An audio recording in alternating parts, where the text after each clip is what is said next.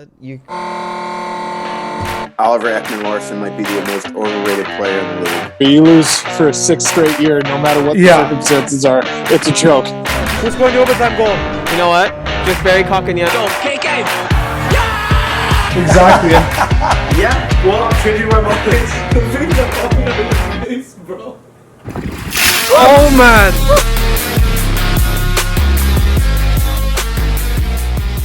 Ladies, gentlemen, fellow sports fans, and hopefully soon to be uncontested subscribers, welcome to episode 51. John, I believe 51. Yeah. And you may have saw by the title, we got a big guest for this episode, Jeff Paterson of Sekeres Price, formerly TSN 1040. Someone I really looked up to I still honestly look up to him. I listen to him all the time. What do you think of J-Pat, John? Yeah, I mean, that was a fun interview. I'm not even a Vancouver fan, but we used to listen to the Vancast all the time on our road trips, and it was honestly a really, really good listen. So are we going to run that? When do you want to run that? I will run it at the end. Perfect. We'll run that at the end. Yeah. We're not going to have a ton of content, just me and you. We're going to talk about the two big things, though, the two big trade rumors, Pierre-Luc Dubois and Matthew Tkachuk. And the whole Calgary Flames right now, really, because that team, like J-Pat said, is kind of imploding right now. Yeah, and also you may have noticed that we're not in studio for the next couple of weeks. Once we get back in studio, we're gonna go to the as promised, the 2 shows per week. But right now, there's not enough stuff going on anyway to do 2 shows a week. So I think the way it's going right now is fine. Yeah, and we'll make sure all these get up as clips. Thanks so much, by the way, for all the support over the past week, especially on the free agency videos. If you're still not subbed, hit that sub button. Help us get to 500. Maybe we'll do something cool for 500. Some great comments we got. Oh, dude. What was your favorite one? What was your favorite one? I mean, you know what it's got to be, Lou. You know what it's got to be? It's got to be the guy who said that we just started watching hockey yesterday. And what did he say? He's like, horrible. Horrible. My favorite was the guy, because we were, like, shocked that Goudreau went to Columbus. And we were having our fun, like a bit poking at Columbus. One guy's like, Columbus is a great party city. Ohio State. Yeah. As if Goudreau's going to go party with the college kids when he has a kid. Yeah. But, yeah, I mean, look, honestly, just to touch on that, I saw Goudreau's interview, and his reasoning for going to Columbus actually does make sense. What did he say? He basically said that he wanted to be close to home, but not too close to home where people are going to be bothering him all the time. So I feel like maybe he's had some problems in the past with the family taking advantage of him. Maybe. I don't know. He said it's like a 6-hour drive if you're going fast to his home. Like if you bolted 200 down the road, 6 hours. It makes sense. He has a kid. I mean, he's not looking to party, I guess. Yeah. But it's just... And look, we had one guy come at us in the comments about why Columbus is so great for his particular situation. So, I don't know. But he was bringing in, healthcare or something. That was unbelievable. That one was probably number 2 favorite comment. But with a few, slaps in the face towards us, embedded throughout it. But let's start by talking about the Calgary Flames. Matthew Tkachuk, they're going club filed arbitration, which basically means that they're going to negotiate it. And people are freaking out because a very common way for this arbitration to end is if the dispute is over the dollar value, then typically it's very common for it to end with a 1-year term. And then after 1 year, they renegotiate. But after his entry level, a player gets 4 years until they can walk into UFA. Tkachuk signed a 3-year contract. So if you do the math, if he signs a 1-year contract, he'll walk into UFA next year. Yeah. And given that he's an American player, just like Johnny Gaudreau, given that this team looks like they're taking a step back and he's now that centerpiece, he could end up realistically in a very, very possible scenario leaving for nothing. It's probable, I would say. I'd say he's gone in a year if they don't trade him now. So that brings us to this point, John, where the whole hockey world is talking about Matthew Tkachuk getting traded. I saw a tweet that said they believe it's probable by the end of the week. Yeah. What are your thoughts on all this? Yeah, I mean, I haven't seen too many actual specific teams who's checking and stuff. I heard today Paul was talking about the Blues. I don't know if the Blues are actually linked to him or not. Yes, they have been. About scenarios, yeah. Okay. They have been. The Blues. The Blues is the most obvious destination point for Tkachuk, in my opinion. He is a St. Louis kid, born in St. Louis. His father, Keith Tkachuk, other than like Brett Hull, maybe one of the biggest Blues legends of all time. Yeah. One of his best friends, junior teammate Robert Thomas, is in St. Louis.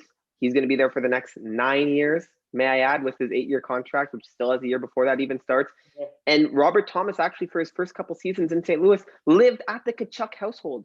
They're practically family at this point. When he signed that 8-year deal, Tkachuk was with him. Yeah. So there's a lot of ties to St. Louis. He's talked before how fond he is of the city. I think that has to be one of the biggest favorites, in my opinion. But look, I think whoever gets this is going to be the team that offers the best package. And realistically, we have no idea right now. Yeah, but again, the problem is they know what's going on other teams, so their package is not going to be equivalent to Matthew Tkachuk. It's just not going to be. And if they don't trade him, I think Calgary's going to take a massive step back this season. And when that happens, does Matthew Tkachuk really want to sign a long-term contract in Calgary if, number one, he's not even sure he even wants to be in that city, and who knows what direction the team's going to be going in? Oh, so, yeah. Don't get it wrong here. They don't have much leverage. Yeah, I think they definitely have to trade him, guaranteed. And I guess we'll see over the next week where he goes. But if I'm a Calgary fan, I mean, things were looking so optimistic, so optimistic a couple months ago. Like, remember a year ago, they were talking about this Gaudreau free agency kind of thing? Yeah. And we even said, we think the way they've been this season, not all changed. We think he's going to stay. It all still happened. He still left. Everything, snap of the fingers, acted like none of this past season even happened. I was listening to 32 Thoughts, and Elliot Friedman, who's like the GOAT of inside information, was talking about how the team thought a week before that Gaudreau was going to be a Flame.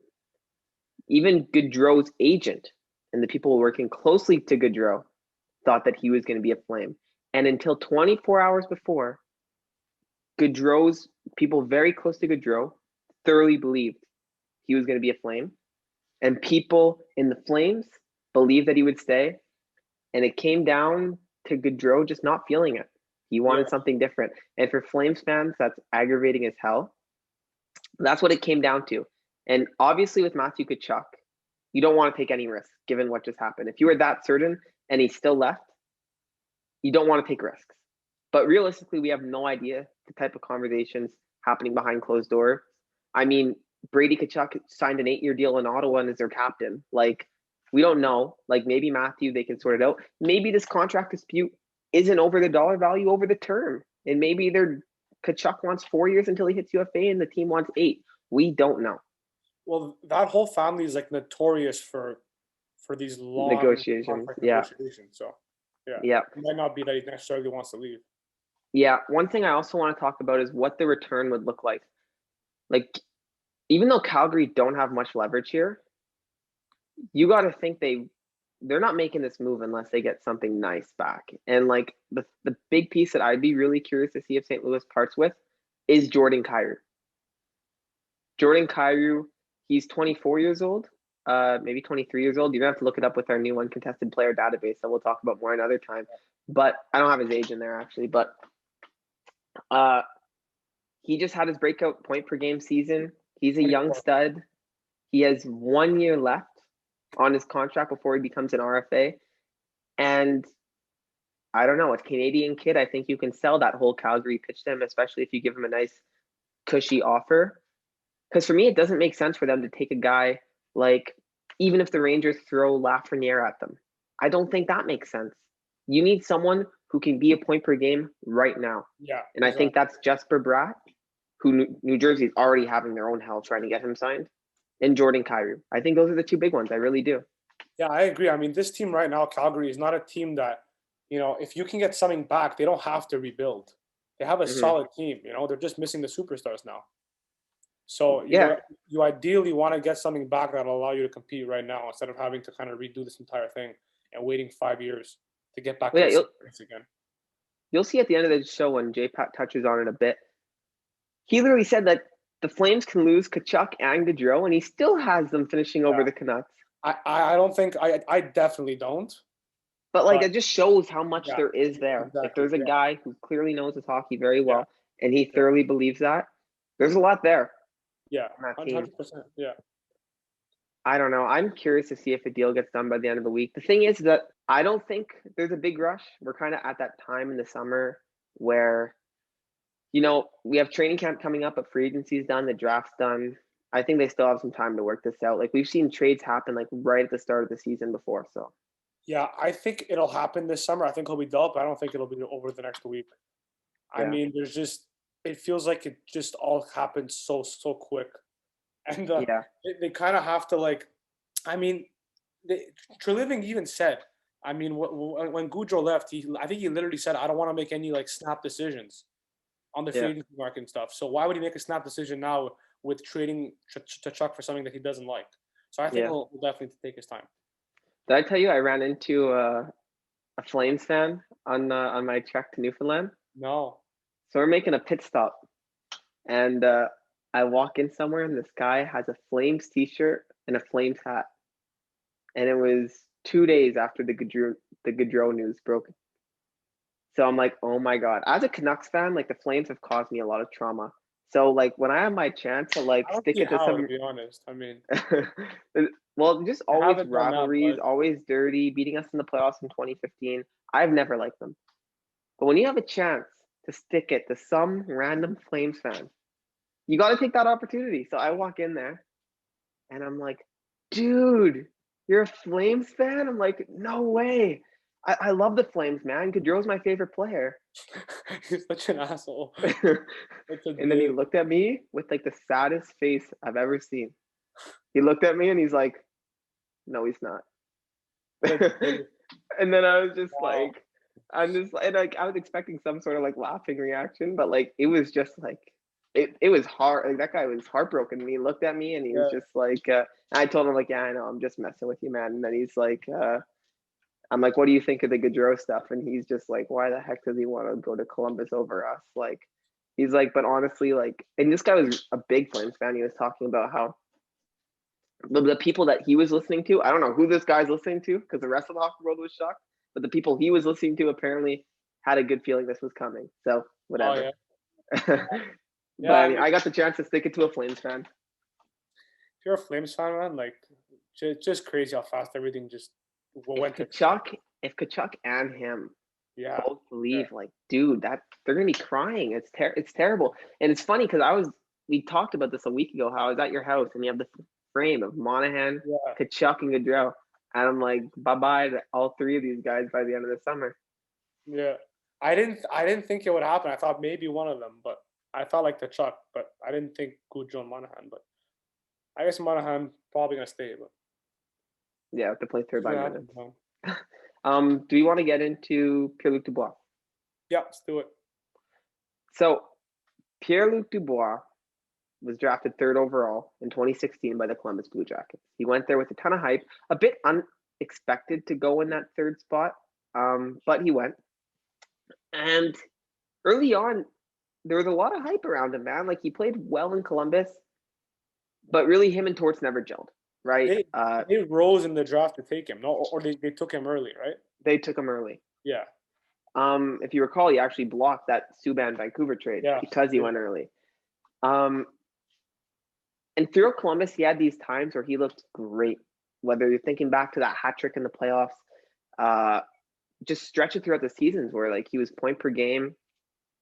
But him and Torts never really got along. Then he ended up not getting a lot of ice time, a healthy scratch at one point, I believe. And he requests a trade. Torts gets fired. He does not take back his trade request. He ends up getting dealt to the Winnipeg Jets for the guy that was taken 2nd overall, Patrik Laine. And in Winnipeg, he had a pretty solid season. You'd have to double check with the Uncontested database, but I'm pretty sure he had like 60 points this year. Not crazy, but for a guy who's playing second line, solid. 60. Yeah, solid. But now he wants another trade. And it's weird because that whole Winnipeg Jets team, Scheifele's talked about like not wanting to be here if they're not going to be competitive. Wheeler's name's being rumored everywhere. But the Dubois ones have been very persistent, and in particular, it's been tied with the Montreal Canadiens. I'll let you elaborate a little bit more, though. Yeah, so this guy now, I mean, he's what, 24 years old? And he's already tried to get his way out of 2 different cities. And the way he does it too is pretty brutal. He's pretty not noticeable. He's not quiet about it either. You know, he's like a bull in a china shop, you know? But using all the newfie expressions, eh? Exactly, that's why I threw it out there. And like that's definitely a character question that Montreal's gonna have to look at. But also, this guy was literally sitting at the draft in Montreal on the draft floor because he thought he'd be traded. He was hoping he'd be traded at the draft.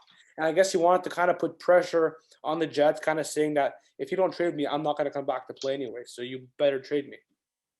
Wow. But from the Montreal perspective, I think I would like this move. I think we'll be able to get him for not a crazy amount, considering obviously he needs to be dealt, as we talked about with Tkachuk. They don't have really any leverage on us. So I think it could be really good. And I trust Kent Hughes to get him for something all right. Look, one thing about this management, and we talked about it with Vancouver, how it's been a little underwhelming. But Kent Hughes has not been underwhelming. He's been exciting. He's done the exciting stuff, whether it's through his moves. A quiet player in free agency, but I mean, you have to be. Free agency for most teams is going to be very quiet because, I mean, you overpay. There's no cap space. Yeah.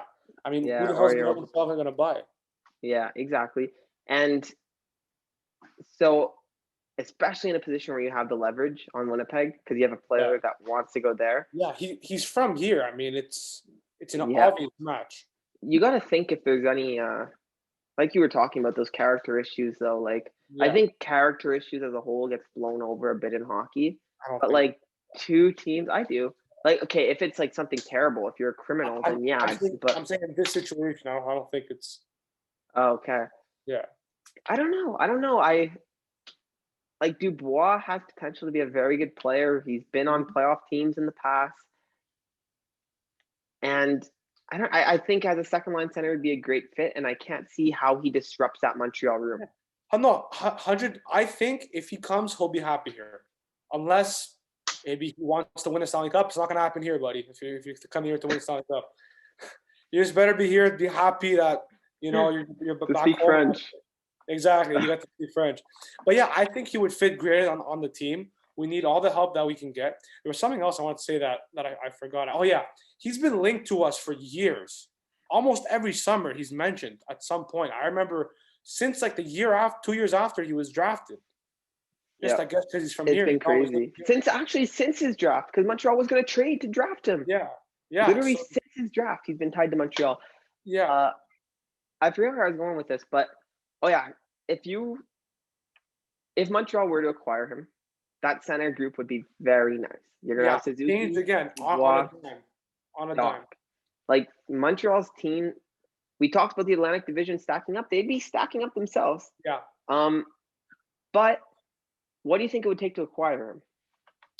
Man, I think you'd be better suited to answer this than me. But if I had to guess, I think it would have to take probably one of their top 6.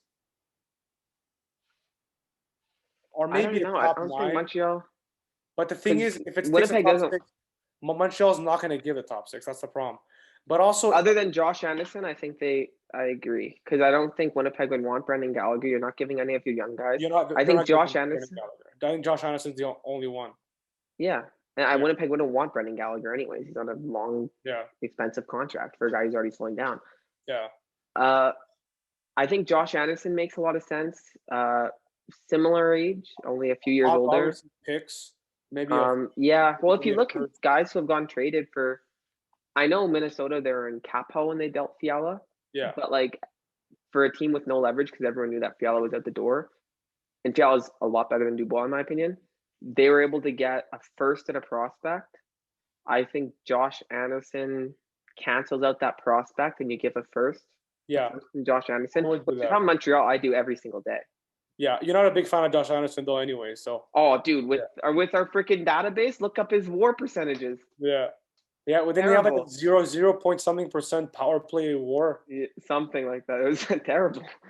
Yeah, that's terrible. Yeah, I'm good with the Dubois stuff though. I don't know if there's anything else you want to speculate on it.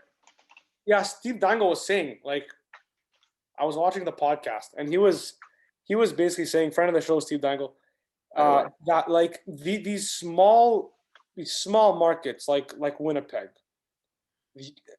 you can't let these players push you around, because if you're letting Dubois push you around, who's not a superstar, what happens when you get a superstar one day and then he wants to leave?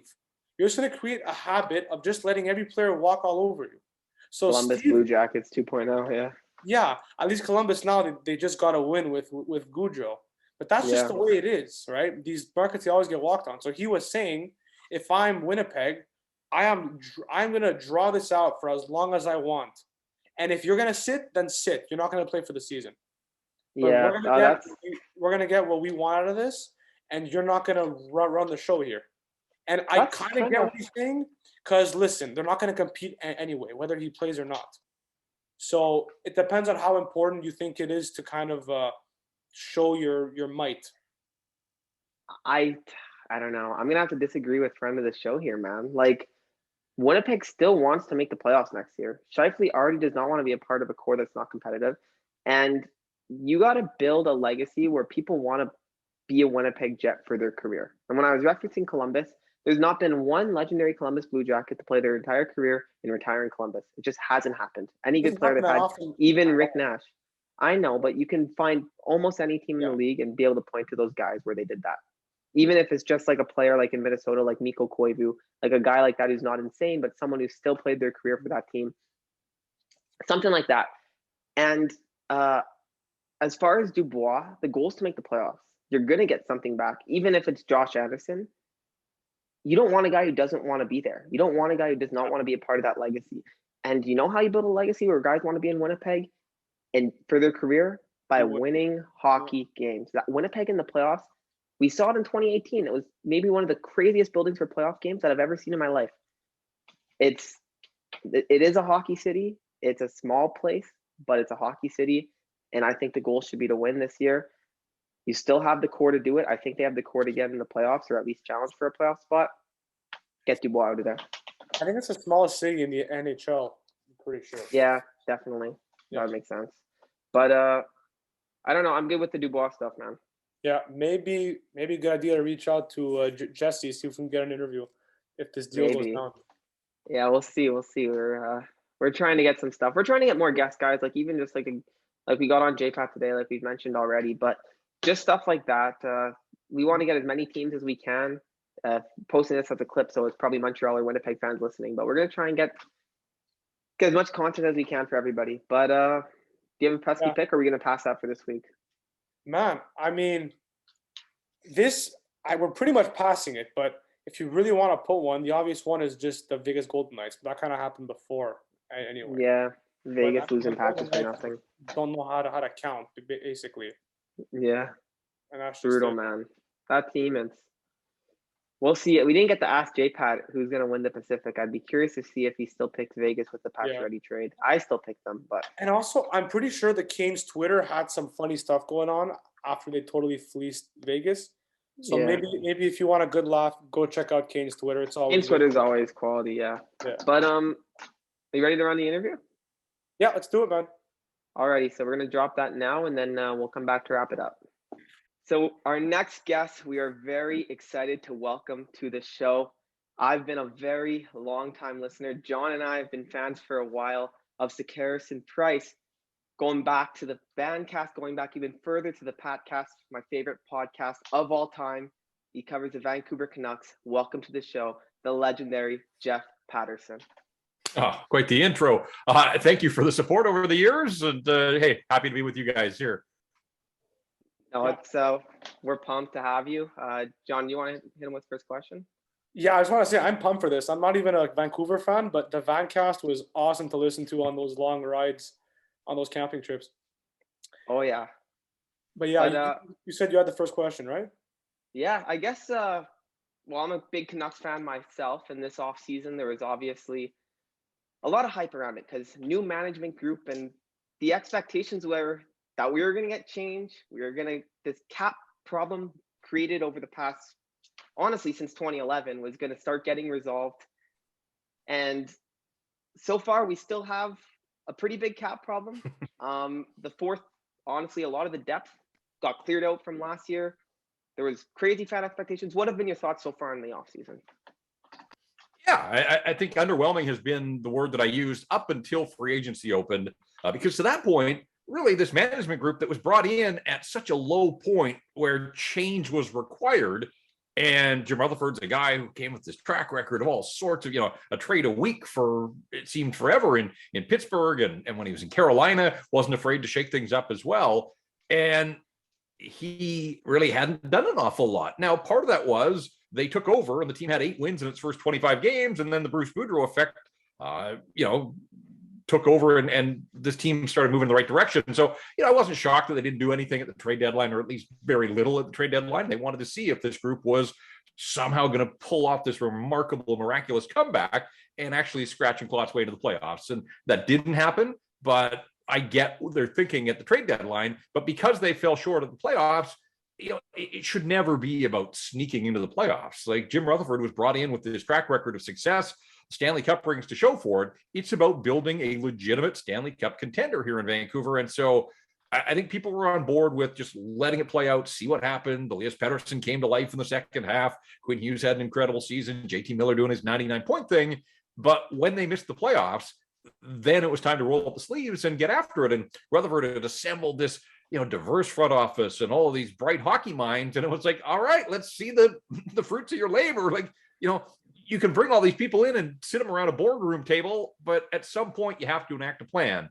And so, the draft, they went to the draft in Montreal. They used the 6 picks they had. There was so much talk about, would JT Miller be dealt on the draft floor? That didn't happen. There was all kinds of talk about, were they at least, the very least, were they going to trade back and pick up some additional picks? That didn't happen either. So they went to Montreal. They did, sort of the bare minimum. They used the picks they had, and whatever. It's too soon to know how the picks are going to pan out, but just in terms of their inactivity in and around the draft when other teams, Ottawa and Chicago and Montreal, wheeling and dealing, and the Canucks did nothing in that regard, I was underwhelmed. Underwhelmed was the word I used coming out of that draft weekend, and underwhelmed really had been my response the first 6 months on the job for this new regime. Now, when free agency opened, they were more active than I anticipated. I didn't think that they were going to be in. I didn't think they had the money in the room, quite frankly, to make a signing like Mikheyev. And so that caught me off guard. Curtis Lazar was a guy that had been linked to this team for a while, a BC boy. They needed a right shot, 4th line player. They wanted to get a little grittier. He fit the bill, and 3 years at $1 million per for a guy that's 27, 28, 29, those 3 years, like that signing, yeah, no problems with it. But Mikheyev, we'll see. I mean, somebody was going to step up and pay him, and it turns out it was the Canucks. There are reports out there that there were other teams offering him more, and he liked the vision that they had laid out. Obviously, they laid out a vision to land Andrei Kuzmenko, and they share the same agent. And so you have to imagine that whatever pitch they made to Kuzmenko sort of found its way through the agent to Ilya Mikheyev. He selects the Canucks. Now, proof will be in the pudding. Let's see what happens with a guy that skates like the wind and will help their penalty kill. But ultimately, was last year a bit of a one-off in terms of his goal scoring, or is he going to pick up where he left off with a high-scoring Toronto team and bring that offense to Vancouver? So, they've been a little bit busier, obviously, in free agency, but still, so many of the problems that you laid out right off the top. I mean, they talked about creating cap space. They haven't done anything in that regard. They are right up against it and are going to have to rely on Michael Furlan the final year of his contract in LTIR. And this defense core that we all know is overpaid and underperforms, and it's the same guys essentially as last year. And they've done nothing to free up any salary there. They haven't done anything to help Quinn Hughes get a better, more legitimate partner that would even bring out more, if that's possible, out of Quinn Hughes. So those issues still exist. Now, it's the middle of July. They don't play a game until October, so there is some time. But if you listen closely, you can hear the clock ticking to opening night. And if they start with what they've got right here, right now, are they a little bit better up front? Probably. but it's going to be another year where they are leaning so heavily on Thatcher Demko. And, he's probably up to the challenge, but you also saw last year that they basically ran him into the dirt. They played him too much. And at the end of the season, he was injured. So I hope they learned a lesson from that. And let's see what the rest of the offseason brings. Yeah, we were thinking the same thing with those moves about how the problem's always been the defense and they haven't really solved that. And I guess you kind of have to see how these moves pan out to give a proper grade. But if you had to give a grade to this front office for this summer, what would it be so far? Yeah, I've been asked this before, so I'll try to be consistent and say I'm sort of in that C+ B- area. They needed speed. Mikheyev brings that. They needed to get a little tougher to play against, just a bit more edge. And, Curtis Lazar isn't a tough guy, but, I think he knows what he is at this stage of his career. He led the Bruins in hits last year. He can grind, and they needed a right shot center. They won the entire season last year with 4 left-handed centers. In fact, they brought Brad Richardson in at the deadline. It was another left-handed center. So, just in terms of roster construction and composition, it made no sense that you wouldn't have one right-handed center. Curtis Lazar, at least, takes care of that. I'm not going to make it more than it was. Again, I worry a little bit about paying a guy like Mikheyev close to $5 million. But again, he's not in his 30s. Like, statistically, he's 27. I think he'll be 28 when the season starts. So you've got him from ages 28 to 32. That shouldn't impact his speed. He's fast now. Like, I don't think that all of a sudden the turbo boosters are going to fall off just because he's approaching 30. I think that's his calling card. He should be able to help out with the penalty kill. And that's an area, obviously, that really sunk them last year. I mean, it was worse than bad. It was close to historic low levels when it came to the penalty kill. It got better under Bruce Boudreau, but it's still lots of room for improvement there. So I'll give them overall, because they haven't created the cap space that they promised. This isn't a figment of the media or the fan base. This is Jim Rutherford on day one saying he's got to carve out cap flexibility, and cap flexibility is king in today's NHL. In a flat cap world, you see a team like Colorado that was already a good team. They had the assets to go and pick up Devon Taves for a couple of second rounders from the Islanders. They become a better team. Then at this deadline, they go and they pay another price, a second rounder and a prospect to get Josh Manson. But it shows you that they had the cap space, they had the assets to make those trades, and all those guys fit into a system that ultimately made a good team even better. And they've got the Stanley Cup to show for it. Carolina able to not just take on Max Pacioretty and his contract, but force Vegas to hand them a player to make that transaction go. Like, there's a Carolina team that's shown such discipline in terms of its contracts and its salary structure, that you to be able to be a good team and still have room to pounce and pick up another really nice piece in the way of Max Pacioretty. The Canucks can only dream of being sort of in that situation, and right now they're nowhere close to it. Yeah, that is very true there. As far as Mikheyev and Lazar, both of them, we like to talk about the WAR percentage on the show. Both of them had pretty solid WAR, and we know how big this new management group is on the analytics and stuff. As far as expectations here for the future, Jim Rutherford has made it clear that defense needs to be addressed. They're going to find a way to do that. Like we kept talking about the clear cap issues.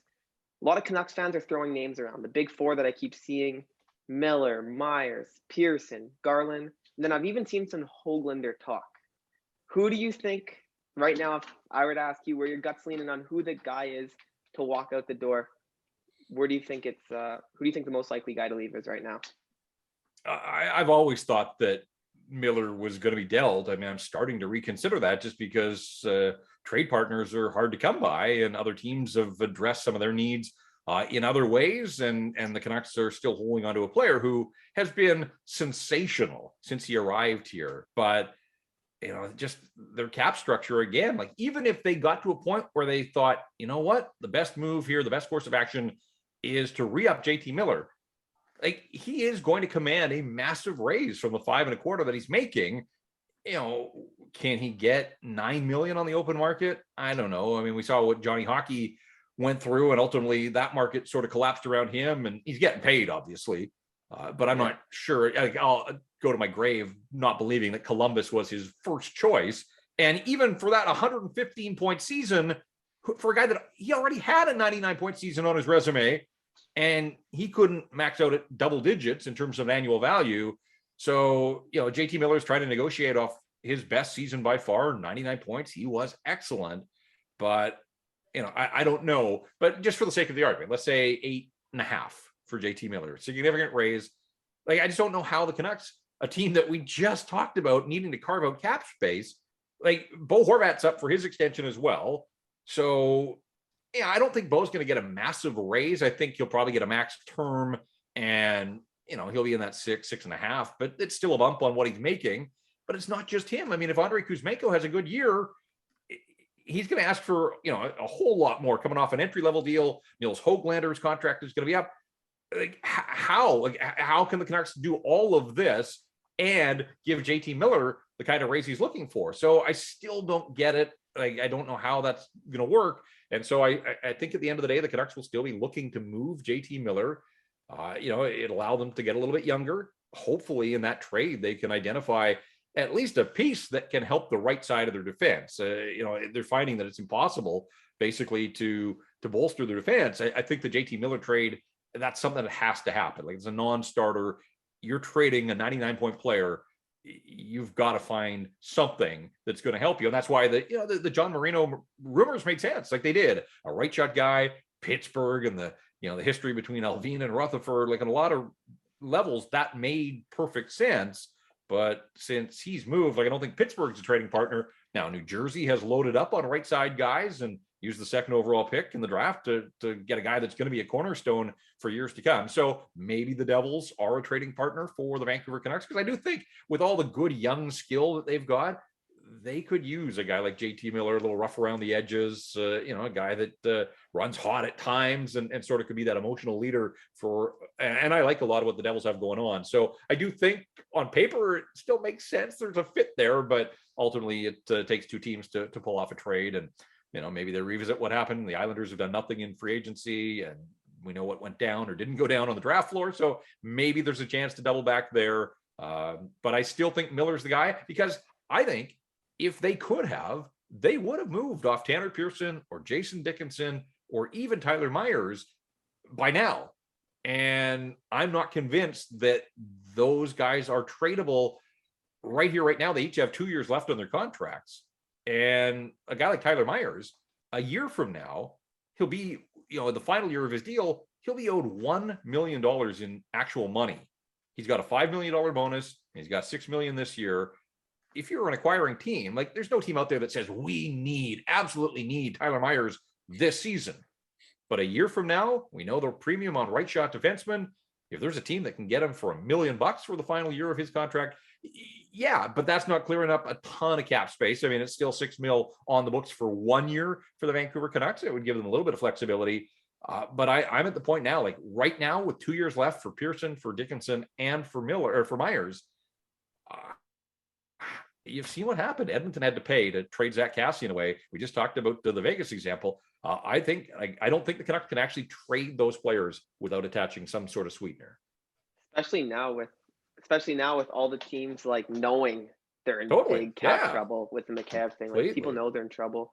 As a Canucks fan, I just don't want to see Garland traded. Obviously he had his slumps last year, but man, he was 5-on-5. He was our best point producer. Whether you look at the actual output, whether you look at the underlying numbers, or even the eye test, I found Garland passed that with flying colors. But John, I'll let you ask what you wanted to ask there. We got the big question here. Assuming no more big moves, no more big personnel changes here, as constructed, is this team a playoff team next season? I don't think it's a top 3 team in the Pacific Division, and I know Calgary is on the verge of imploding, depending what happens with Tkachuk.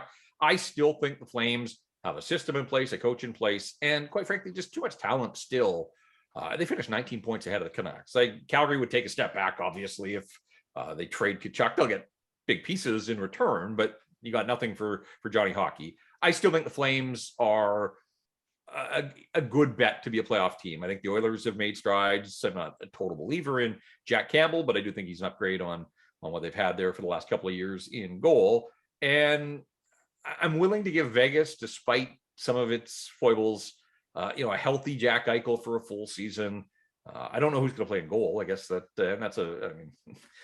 it's a massive question mark. And if you don't have goaltending, you got issues, obviously, in the NHL. But I still think like there's top end talent there in Vegas. And the LA Kings finished ahead of the Canucks. So, there's 4 teams. 3 of them are going to make the playoffs in the division. I think the Canucks have made strides. I do. I want to know what they've learned about Demko. Like, they played Demko 31 of 34 games before his body finally broke down at the end of the season. He can't. He just, there's a limit to what a guy in the West Coast and travel and the way they defend in front of him. I think 55-ish would be the top end for him in terms of starts if he can stay healthy. That's asking Spencer Martin or Colin Delia, who they just signed in free agency, one of those 2 guys to play 27 games, and probably you're going to need 10 to 12 wins. It's not enough just to give Demko a break. If this is going to be a playoff team, my math is always 35 wins from your starter. There's 70 points. And if you can get 10 to 12 from your backup, there's an additional 20 to 24. That's 90 to 94. That's going to get you pretty darn close to the playoffs. But is Spencer Martin, he looked good in 6 appearances, but there was 0 pressure. He knew he was the backup. He knew it was a great opportunity. He grabbed the brass ring. He ran with it. He looked good. He earned this contract. But it's one thing to play 6, relief duty games, and another to be counted on 27 times. You're going to get back-to-backs, where the team's tired in front of you, and you need that kind of performance from your backup. So, that's just always simple math to me. 35 wins from the starter, and then you need 10 to 12 from the backup. And I'll give Spencer Martin that opportunity, but it's a big ask for a guy that, has 11 games of NHL experience under his belt. So just sort of monitor Demko's workload and how that impacts Martin and the starts he gets, and ultimately what he's able to deliver. So I think there's some improvement, and they were a 92-point team. I think a lot of people will say, hey, well, under Bruce Boudreau, they played at a 106-point pace. I don't think it's as simple as saying, oh, you get a whole season of Bruce Boudreau, look out, they're going to cook with gas right from day one. I do think that there was a new coach bump, and so I think they improve. I think they can contend for a wild card, because there's always a couple of teams that will take a step back as well. Long answer to the question. I think that their path to the playoffs would be wild card, I think, in this season. And I'm not going to sit here and make a great proclamation that they are going to make the playoffs, but man, it has been a long time. If you think their most recent playoff appearance was in the bubble in Edmonton, that wasn't home games at Rogers Arena. Those were games at Rogers Place. They haven't played a home playoff game since 2015. We're talking about the spring of 2023, the next time that they will have that opportunity. It's been 8 years since, Bo Horvat was a rookie in 2015. He hasn't played a home playoff game, and he's coming up on his 28th birthday late next season. So long overdue. This city obviously wants to see some playoff hockey, but saying it's one thing, they got to get out there and make it happen. Yeah, 100%. Well, before we wrap up here, an uncontested tradition here is to hit you with some rapid fire questions. So John and I are going to go back and forth, ask you some quick questions, just short, quick answers here to some pretty, some controversial questions maybe, but we'll see. I'll start though with a softball. Favorite rink to watch an NHL game in? Because you've been in every single one of them, if I'm not mistaken.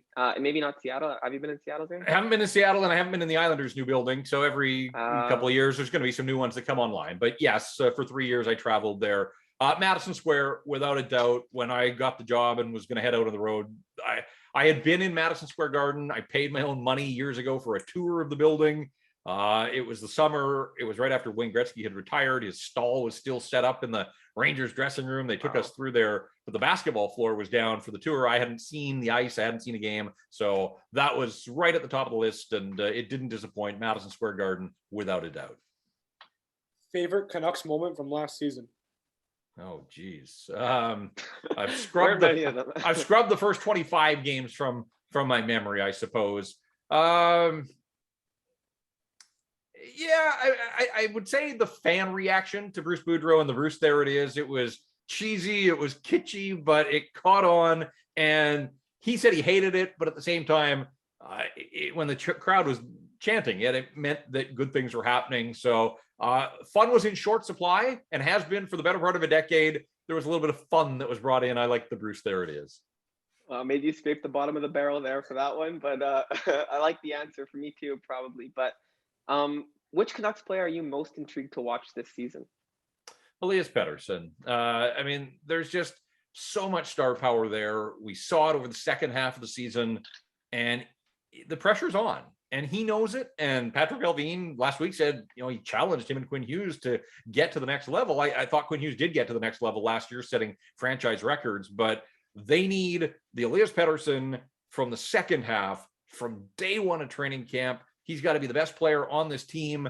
Who knows what JT Miller's future holds, but if they trade away a 99-point guy, Elias Pettersson can eat up some of those points. I'm not going to say that he'll get to 99, but I think that if he plays the way he did, if he can be confident and stay healthy, and when he's on his game, he's electric. And so he's so much fun. Hughes is, a lot of the same things there. Kuzmenko is intriguing to me, but I'm going to give him a little bit of time to adapt to smaller ice, new city, new country, new league, all that kind of stuff. I'll watch him closely, but for me, I think this team goes probably as far as Elias Pettersson can take them. I guess you answered our next question, but most important Canucks player next season. Yeah, I would say Pettersson. I like everybody, I want to see what happens with JT Miller. And if he's back, they're going to count on him to, and my guess is that he'll have another, exciting and productive season. I'm kind of curious about Brock Besser, just with a free mind, and maybe he pays tribute to his dad, dedicates the season, but obviously that, and you can understand it took a toll. He just wasn't at his best, and now with the new contract, there's security there for him, peace of mind on the home front, and I just hope that he can be the player that, talk about a guy that got the Bruce bump, right? Scored in 5 of the first 6 games right after the coaching change, and there were some nights that he looked like rookie Brock Besser with that shot, beating goalies cleanly. I think 30, the bar has to be 30 for Brock Besser. So there's, room for improvement, and I think he knows it, and he's an important piece. But I think every conversation for me starts with Elias Pettersson. Alrighty. It sounds like you're intrigued by Kuzmenko, to say the very least. I don't know how high you are on him. Some Canucks fans think he's going to go crazy next season, but who do you think gets more points, Kuzmenko or Podkolzin? It's funny, on our show the other day we did a poll question of who scores more goals, and we went with the 3 Russians, and Mikheyev had 21 last year. Podkolzin showed at the tail end of the season that he had taken a massive step, and there's a reason to think that he'll just pick up where he left off. To me, Kuzmenko is such a wild card. He scored the KHL. It's a good league, and it's not easy to score, but I don't know that it translates completely to a first year. And we've seen other Russians that have come with some hype and it hasn't worked. And, the fact that he picked the Canucks, even if he flamed out, let's say he doesn't even make the team out of training camp, which I think he will, but worst case scenario, he completely is a bust. I still think there's value. And, they laid out a plan for him, and he could have gone elsewhere. He chose the Vancouver Canucks. So clearly he saw something in the plan that laid out, the pitch that they made. It's just, I need to see him with my own eyes at training camp, how they use them, power play time and those types of things before I'm going to make any great proclamations. I just think it is smaller ice. There's less time to react and adjust and all those. And I think it'll take a little bit of time for him. So, probably best case scenario is that he starts in a 3rd line role, maybe get some second power play unit, and look, maybe he grasps this whole thing right away. And if that's the case, then yeah.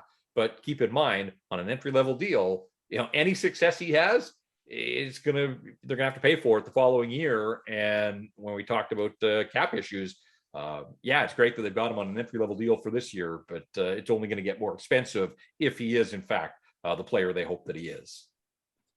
Over under 82 points for Elias Pettersson. Ooh. Yeah, if he stays healthy, point a game, it's time. It's time for this guy. He's been close, hasn't been able to play a full 82, but those first couple of seasons wasn't far off. Knows the league now, knows this coach, responded over the second half. I'm going to take slightly over. I don't think I don't have grand plans of 100 points for him, but that's my baseline, is a point a game guy. So if he stays healthy, I'll take over 82. Okay, well, that was all our rapid fire questions. But J-Pat, thank you so much for coming on. I've been listening to you forever. Honestly, one of the huge inspirations for even starting this podcast goes back to the Patcast. Like, I just have so many memories from listening to that, whether it was Botch's rant after the Matheson hit on Elias Pettersson, maybe the greatest sports rant of all time. Just you guys just shooting the crap and just chucking it at each other. So many, just honestly, thanks so much for taking the time. Well, it was fun. I apologize because I'm not great at rapid fire. I'll admit that my answers don't lend themselves to rapid fire, but I played along and so did you. So that part was fun. Thanks for the kind words. I miss Botch every day. I miss the podcast. It was, I'm so grateful that it was what it was. I wish I could have gone on for another 20 years, but it wasn't to be. I miss Botch though. And, I had fun with Tom, obviously, on the VANcast as well. And now doing rink wide and pitching in on Sekeres Price, and just so grateful that I'm still able to do what I love to do. And that is cover this hockey club, and fingers and toes crossed. Certainly the fingers crossed. I won't show you the toes, but that they start to take some strides. I want to cover playoff hockey again. I saw that Battle of Alberta, and I just thought the way that both fan bases were eating that up, and the Canucks have been starved, as we talked about. The city hasn't seen playoff hockey in so long. So new management, I want to see them make the right calls here, make some moves that move this thing along.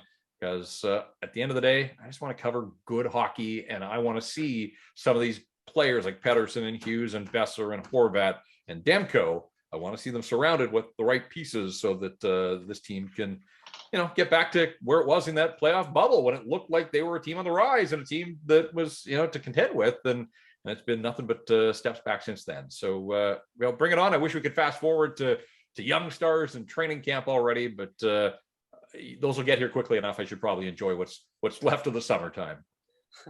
Yeah, well, thank you. Thank you again. You certainly do an excellent job with the coverage of the team. All Canucks fans are lucky to have you, and enjoy the summer. All right, guys. Thanks so much for the invite. Thanks for having me on. So I hope you enjoyed that interview with J-Pat. We sure enjoyed talking to him. We hope to have him on again. One of our best guests so far.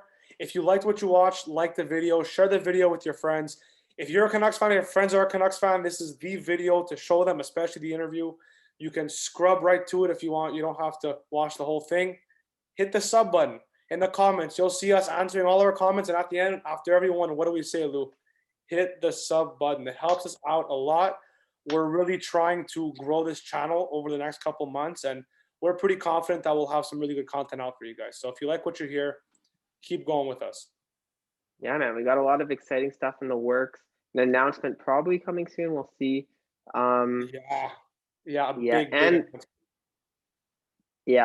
going to be super exciting. And then also, next episode we'll reveal this uncontested database that we kept referencing throughout this episode. Yeah. I think it's pretty damn cool. I'm super biased because I've spent the past 2 days working on it all day. Yeah. But I think it's pretty cool. You've been busy, man. In Newfoundland? This is coding. The Newfoundland, man. Yeah. But yeah, if you made it this far, thanks so much for watching. Follow us on all the socials. We'll make sure to leave them down there this time. That's a wrap.